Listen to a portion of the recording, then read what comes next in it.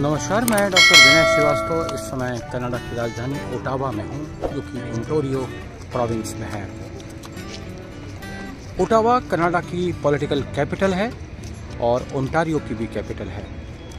Ontario province British उपनिवेश का हिस्सा रहा है और उस नाते ओटावा यहाँ का राजनीतिक सरगर्मियों का मुख्यालय रहा है। और इस वक्त हम ओटावा में पार्लियामेंट हाउस के सामने खड़े हैं। ये सामने 3 विशाल इमारतें पार्लियामेंट हाउस हैं।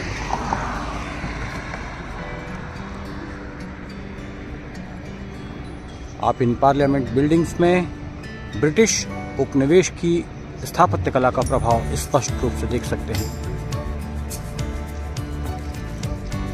ये 3 बिल्डिंग्स जो हैं वो पार्लियामेंट हाउस की बिल्डिंग है। House of Commons, House of Lords, उच्च सदन, निम्न सदन और मेन बिल्डिंग।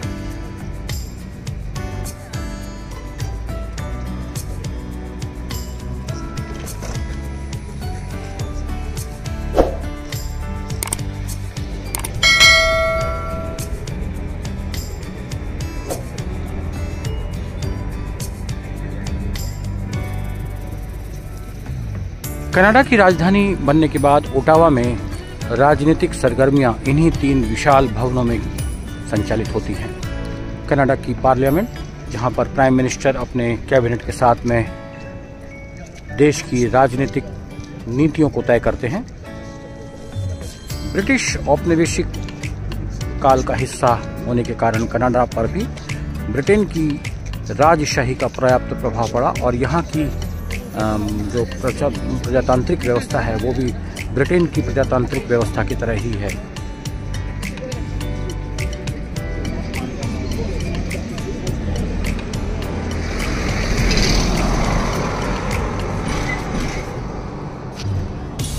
और आसपास जो इमारतें हैं वो भी औपनिवेशिक काल की इमारतें हैं। आप इनकी स्थापत्य कला को ध्यान से देखिए। बहुत सारी बिल्डिंग्स लंदन की पार्लियामेंट बिल्डिंग के आसपास की बिल्डिंग की तरह ही दिखाई पड़ेंगी।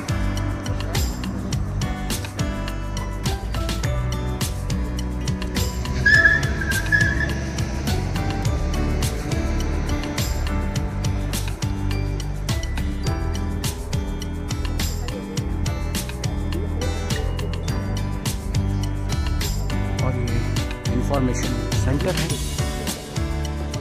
कनाडा की इंफॉर्मेशन लेने के लिए गवर्नमेंट की तरफ से बनाया गया ये इंफॉर्मेशन सेंटर कनाडा।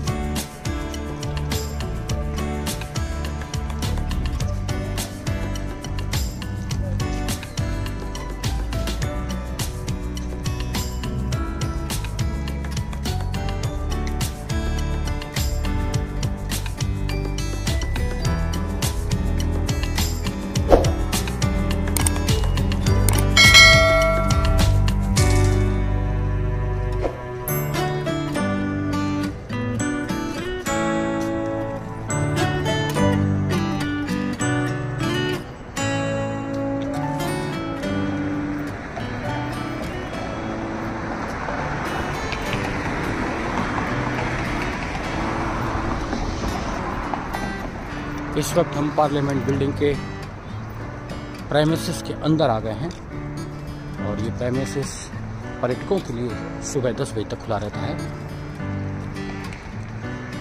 इस वक्त लगभग 9:10 हुआ है। पर्यटकों के लिए यहाँ प्रवेश खोल दिया गया है।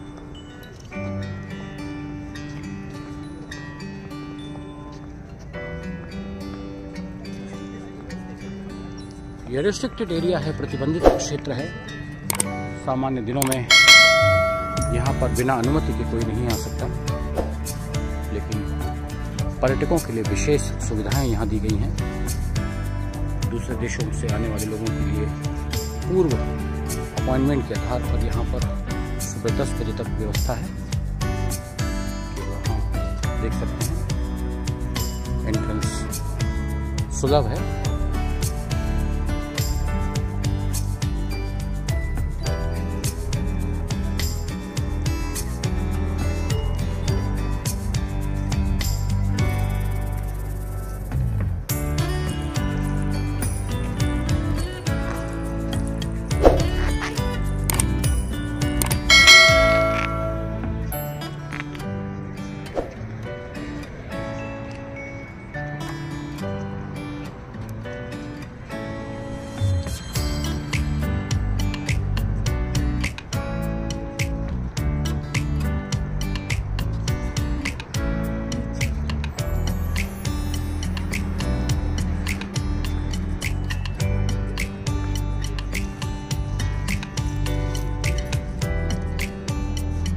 प्राइमिसेस कनाडा की राजधानी ओटावा का पार्लियामेंट प्राइमिसेस है और ये पूरी जो परिसर है यहाँ पर पार्लियामेंट की 3 बिल्डिंग्स हैं, House of Commons, House of Lords और मेन बिल्डिंग यहाँ पर कनाडा के प्रधानमंत्री अपना राजनीतिक कार्य करते हैं और कैबिनेट के साथ राष्ट्र के महत्वपूर्ण फैसले लेते हैं।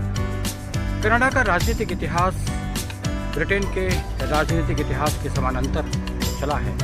कनाडा ब्रिटेन का उपनिवेश था और ब्रिटेन के उपनिवेश होने के नाते ब्रिटेन की राजनीतिक व्यवस्था कनाडा में लागू थी।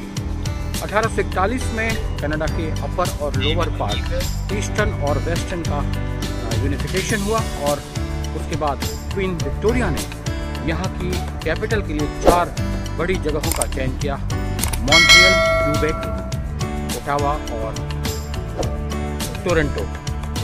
इन चारों में से ओटावा को क्वीन विक्टोरिया ने कनाडा की कैपिटल के लिए चुना और इन चारों बड़े शहरों की सीट पार्लियामेंट में सुरक्षित थी, यहाँ की स्थान पार्लियामेंट में सुरक्षित की है। और ये पार्लियामेंट की बिल्डिंग मेरे पीछे आप देख सकते हैं, मेन बिल्डिंग है।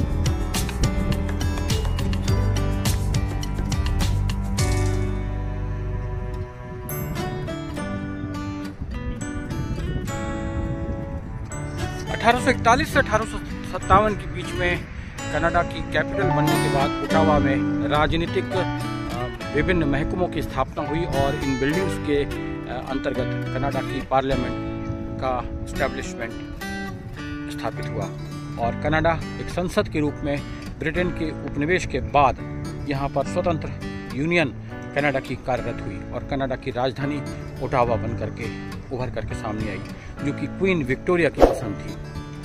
लेकिन कनाडा की कैपिटल बनने के सारे गुण ओटावा में मौजूद हैं। न केवल राजनीतिक रूप से सेंटर में होने के कारण यहाँ की राजनीतिक परिस्थिति यहाँ की राजधानी बनने के अनुकूल थी, बल्कि यहाँ की आर्थिक और भौगोलिक संरचना भी राजधानी बनने के सर्वथा अनुकूल थी।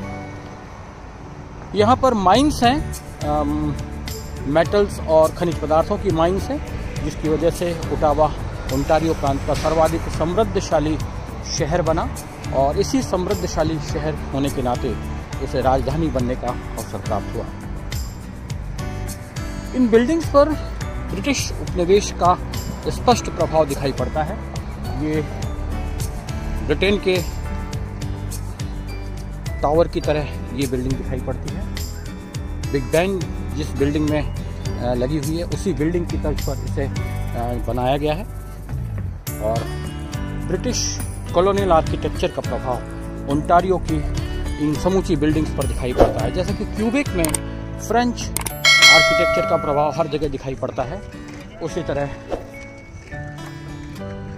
ओटावा में ब्रिटिश आर्किटेक्चर का प्रभाव हमें सब जगह दिखाई पड़ता है। House of Commons, House of Lords और सेंट्रल हॉल, ये बिल्डिंग्स पार्लियामेंट की बिल्डिंग्स है, जहां प्राइम मिनिस्टर कनाडा अपने सहयोगियों के साथ में बैठते हैं। ये बिल्डिंग जो मेरे पीछे दिखाई पड़ रही है, ये मेन बिल्डिंग है जहां कनाडा के प्रधानमंत्री अपनी कैबिनेट के साथ राजनीतिक कार्यों के संचालन के लिए विराजमान रहते हैं और बड़े महत्वपूर्ण फैसले कनाडा के लिए लिए जाते हैं।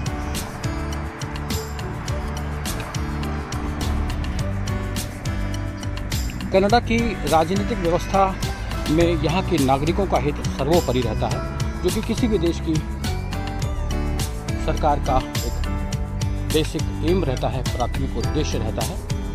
लेकिन कनाडा की राजनीतिक व्यवस्था में यहाँ के नागरिकों का सर्वोच्च ध्यान रखा जाता है, बल्कि बाहर से आने वाले वे व्यक्ति जो कनाडा में बसना चाहते हैं उनका भी यहाँ पर ध्यान रखा जाता है और उनके लिए विशेष सुविधाएं मुहैया करवाई जाती हैं।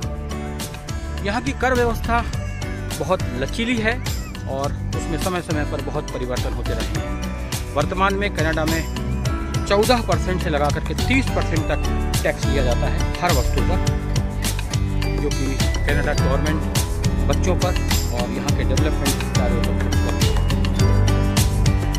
तो कनाडा की राजनीतिक व्यवस्था का यह मुख्य केंद्र है कनाडा की पार्लियामेंट, और कनाडा की पार्लियामेंट ओटावा में है ओटावा ओंटारियो प्रांत का प्रमुख है और कनाडा की राजधानी है। 1841 में क्वीन विक्टोरिया, जो कि ब्रिटेन की महारानी थी, उन्होंने ओटावा को कनाडा की कैपिटल बनाया, जबकि कनाडा अपर और लोअर, ईस्टर्न और वेस्टर्न पार्ट का यूनिफिकेशन हुआ।